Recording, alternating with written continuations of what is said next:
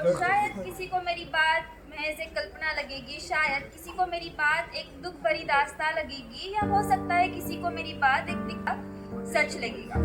लेकिन एक बात तय है, शिद्दत मेरा नाम है, मेरे दिल की बात है। जो भी कहूँगी बड़ी शिद्दत से कहूँगी। तो ये बात उस वक्त की है जब बेवक्त बेमौसम बरसात हो रही थी और मैं एक ताबूत में गई। ताबूत यानी वही अलमारी, लकड़ी की अलमारी जिसमें अक्सर हमारा पैसा, सोना, चांदी नहीं बल्कि हमारा बेजान शरीर रखा जाता है जिसकी कोई कीमत नहीं होती। लेकिन मैं तो जिंदा हूँ, तो मेरा ताबूत से जाने का क्या मतलब? हाँ, मैं जिंदा हूँ क्योंकि ये कहानी किसी मरे हुए जिस्म की नहीं, हमारी मरे हुए रूहों की है। डरिए मत, कोई हॉरर कहानी नहीं है, हमारी आपकी सच्चाई है। ये तकरीबन 4 साल पहले की बात है और वो दिन मैं कभी नहीं भूल सकती क्योंकि उस दिन ने मुझे काफी कुछ सिखाया था और वो सीखने के लिए मैंने जो खोया था शायद कोई ये खोना नहीं चाहेगा। दिसंबर के शरीर को सिकुड़ देने वाले ठंड के दिनों में बेवक्त बेमौसम बरसात हो रही थी और मेरे आंखों में बादल छाए हुए थे। तभी मेरे दरवाजे पर किसी ने दस्तक दी। वो मेरी दोस्त की छोटी बहन, उसके हाथों में कुछ किताब थे और उसने मुझसे कहा, दी क्या इसे प्लीज आप लाइब्रेरी में रखोगे? ये जेनिफर दी की कुछ किताबें हैं जो उसने लाइब्रेरी से लाई थी। हम दोनों ने एक दूसरे के साथ बात करना, उससे ज्यादा बात करना जरूरी नहीं समझा और मैं वो किताब लेकर लाइब्रेरी चली गई। जेनिफर जो मुझे हमेशा कहा करती थी कि यार किताबें पढ़ाकर क्या ये पागलों जैसा नेटफ्लिक्स एंड मोबाइल पर लगी रहती है, थोड़े किताब पढ़ाकर यार इनके पास बहुत कुछ होता है हमें बताने के लिए। लेकिन मैंने कभी उसकी सुनी नहीं और आज जब मैं लाइब्रेरी आई थी उस वक्त जेनिफर मेरे साथ थी। उसके तकरीबन 2 दिन पहले ही हमने जेनिफर को खो दिया।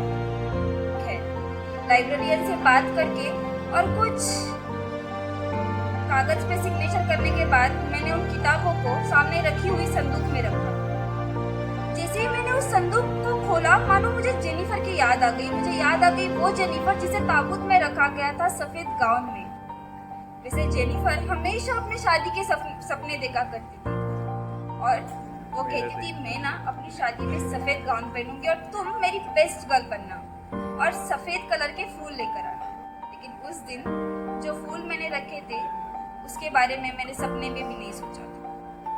खैर, वो किताब रखते वक्त मुझे मानो महसूस हुआ कि ये किताबें मुझसे कुछ कहना चाहती है, ये कुछ कह रही है, इनमें भी अपने कुछ जज्बात है। वो कह रहे कि आओ मेरे पास, मुझ में कुछ खास है, मुझे पढ़ो। न जाने कितनी सारी शेल्फ, कितनी सारी वहां पे संदूक थी जिसके अंदर न जाने कितनी किताबें थी। जिंदा थी लेकिन शायद उनका शरीर बेजान। जेनिफर जाते जाते मुझे बहुत कुछ सिखा गई और जब मैं लाइब्रेरी में गई तो मुझे भी ये महसूस हुआ कि हमने भी बिल्कुल किताबों को उन्हीं बूढ़े माँ बाप की तरफ लाइब्रेरी में छोड़ दिया है जिन्हें हम ज़रूरत ना पड़ने पर वृद्धाश्रम में छोड़ आते हैं। तो क्या फ़र्क रह गया उन किताबों में और हमारे माँ बाप में? क्योंकि हमारे इस so called well educated generation को ज्ञान नहीं चाहिए, उन्हें चाहिए बस दो वक्त का एंटरटेनमेंट।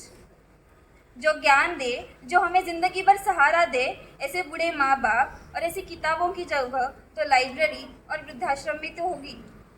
खैर, जेनिफर चली गई लेकिन जाते जाते मुझे बहुत कुछ सिखा गई। क्यों हमेशा हमें कुछ सीखने के लिए किसी को खो देने की ज़रूरत होती है, किसी को खो देने की ज़रूरत होती है? नहीं ना। क्या हमें किताबों का महत्व जानने के लिए किताबों को खोना ज़रूरी है? तो चलिए, आज किसी ना किसी वजह से मैं किताबों से जुड़ गई, लेकिन मैं नहीं चाहती कि आपकी भी ज़िंदगी में ऐसा कोई दिन आ जाए जो आपको मजबूर करे। तो किताबें प्यार करने की वजह है, मजबूरी के लिए। Thank you.